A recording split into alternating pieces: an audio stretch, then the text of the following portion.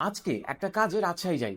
কাজ শেষ করে ভাবলাম একটু সাহেব বাজার থেকে ঘুরে আসি। যখনই বাইরের কোনো শহরের দিকে যাই চেষ্টা করি মার্কেট ভিজিট করা, যাতে আমারও একটু আইডিয়া হয়। যেহেতু রোজার মাস, বিভিন্ন প্রোডাক্ট বিভিন্ন প্রাইসে সেল হচ্ছে, সেটাই মেইনলি চেক করতে যাওয়া। স্বাভাবিকভাবে রোজার মাসে যে ভিড়টা হওয়ার কথা তেমন ভিড় আমি দেখি নাই, কিন্তু আমি আসলে দুপুরের দিকে গেছিলাম, এই জন্য হয়তো বা কম মানুষ ছিল। সাহেব বাজারে দেখলাম দেশি কাজু বিক্রি হচ্ছে 1300 থেকে 1350 টাকায়, আবার ইন্ডিয়ান কাজু বিক্রি হচ্ছে 1400 থেকে 1500 টাকায়, কিসমিস বিক্রি হচ্ছে 750 থেকে 850 টাকায়। নর্মালি রোজার টাইমে প্রাইস আরেকটু বেশি থাকে, কিন্তু সেই হিসাবে অত প্রাইস এবার দেখি নাই। প্রোডাক্ট তো হাজার রকমের হয়, সবগুলো আইডিয়াও আমার নাই, এই জন্য যেগুলো নিয়ে আমি নিজে কাজ করি ওগুলোর উপরেই কমেন্ট করা। একটা বিষয় ভালো লাগলো, যদিও সপ্তাহের শুরুতে সবাই কাজ নিয়ে অনেক ব্যস্ত, তারপরেও কিছু কিছু ইনফরমেশন দিয়ে আমাকে সময় দিয়ে অনেকেই সাহায্য করে। একজন দোকানদার ভাই আমার কন্টেন্টও দেখেন, আরেকজন বললেন আপনার যখনই মশলা জাতীয় কোনো পণ্য আসে আমাকে জানায়েন।